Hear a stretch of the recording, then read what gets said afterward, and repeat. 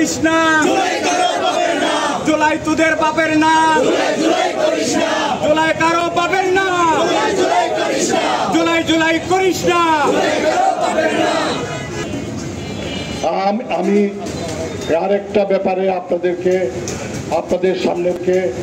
আপনাদের সামনে বলতে চাই। কিছুক্ষণ আগে একটা প্লেন দুর্ঘটনায় আমাদের অনেকেই মৃত্যুবরণ করেছে।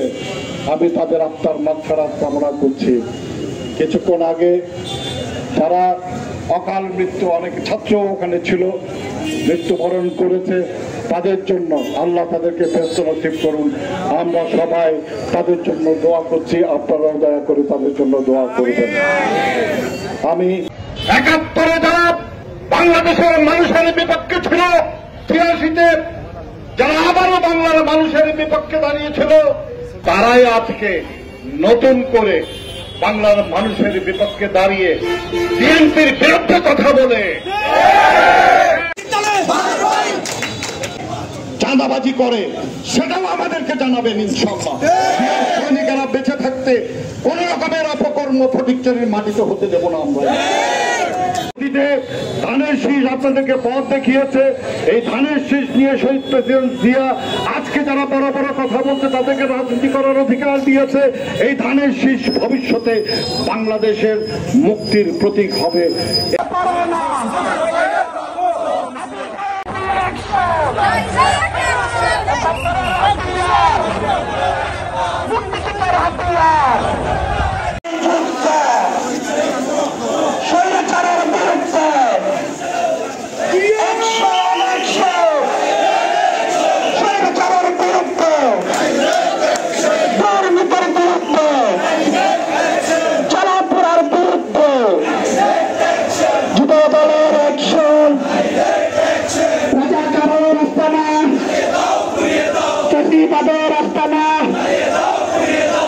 ক্ষমতায় যাওয়ার জন্য রাজনীতি করতে এসো না। তোমরা যেটা শুরু করেছো ৭১-এর পরাজিত শক্তিকে নিয়ে, তোমরা যেটা শুরু করেছো সেই কোথাকার ভণ্ড পীরকে নিয়ে, তোমরা যেটা শুরু করেছো আরো যারা ছোটখাটো যারা চোরাগুপ্ত ভাবে ক্ষমতায় আসার স্বপ্ন দেখে তাদেরকে নিয়ে, সেটা কোনোদিন সফল হবে না। তোমাদের রাজনীতি আমরা বুঝে গেছি, বাংলার মানুষ। কি করে তোমরা আজকে বলো 2 দিন হয় নাই তোমাদের রাজনীতির বয়স, তোমরা আজকে বেগম জিয়ার সমালোচনা করো, তারেক রহমানের সমালোচনা করো, তোমরা আজকে শহীদ প্রেসিডেন্ট জিয়াউর রহমানের ছবিকে তোমরা অপমান করার মতো দুঃসাহস দেখিয়েছো। তোমরা বুঝতে পারছো না বাংলার মানুষ জিয়ার অনুসারীরা যদি একবার রুখে দাঁড়ায় তাইলে তোমাদের অবস্থা কোথায় হবে। আমরা ধৈর্য ধারণ করে আছি। আমরা চাই না কোন রকমের বিশৃঙ্খলা সৃষ্টি করতে। আমরা চাই বাংলার মানুষ তাদের ভোটাধিকার প্রয়োগ করে একটা সুন্দর সুষ্ঠু শহীদ জিয়ার স্বপ্নের বাংলাদেশ করতে। আর এটার জন্য যা কিছু করা দরকার আমরা করব। আজকে আমাদের একজন নেতা, তাকে কটাক্ষ করে তোমরা বিভিন্ন রকমের বক্তব্য দিচ্ছ। তিনি আমাদের স্থায়ী কমিটির মেম্বার সালাউদ্দিন সাহেব, তাকে দায়িত্ব দেওয়া হয়েছে এই ঐক্যমত্যের আলোচনায় বিএনপির পক্ষ থেকে কথা বলার জন্য, বিএনপির বক্তব্যকে এগিয়ে নিয়ে যাওয়ার জন্য। কিন্তু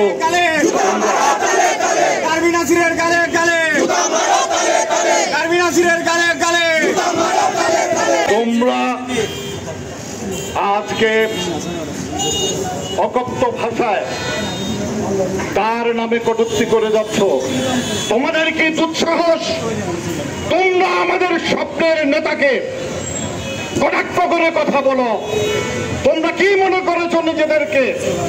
আসো ইলেকশনে, কেন নির্বাচনের বিরোধিতা করছো? কেন থানায় বানাই করে নির্বাচনকে পিছনে নিয়ে যাওয়ার চিন্তা করছো? আসো নির্বাচন করো, মানুষের রায় দেখো। তোমরা তো বাচ্চা ছেলে, তোমরা তো মানুষের অনুভূতি বুঝো না।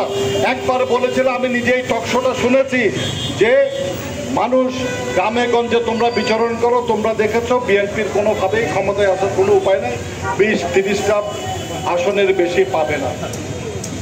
বোকার দল তোমরা বেকুবের দল। তোমরা মানুষের সেই পালস বোঝার মতো ক্ষমতা এখনো তোমাদের হয় নাই বলে তোমরা এই বক্তব্য দিচ্ছ। আরে সেই পরাজিত শক্তি আজকে সমস্ত বাংলাদেশ থেকে মানুষ ভাড়া করে এনে সোহরাওয়ার্দী উদ্যানে একটা মাত্র জনসভা করে আজকে আত্মতুষ্টিতে ভুগতে চাও, জানান দিতে চাও যে তোমরা বোধহয় ক্ষমতায় চলে গেছো। 2023-এ এইরকম 10টা সমাবেশ বাংলাদেশ জাতীয়তাবাদী দল করেছে। লক্ষ লক্ষ মানুষ স্বৈরাচারের রক্তচক্ষুকে উপেক্ষা করে সেদিন ঢাকার বুকে সমবেত হয়েছে। সেই স্বৈরাচারের লাঠির আঘাত সহ্য করে, বিভিন্ন রকমের অত্যাচার সহ্য করে সেদিন রাজপথে ছিল। তোমরা কোথায় ছিলা? তোমরা তো ঘুমাচ্ছিলা। বলছিল আমাদের তো রাস্তায় উঠতে দেয় না। এটা রাস্তায় যদি উঠতে না দেয় তাহলে আজকে একদম রাস্তাটাকে ওপেন পেয়ে মনে করছো যে তোমরা অনেক কিছু হয়ে গেছো। কিচ্ছু হও নাই।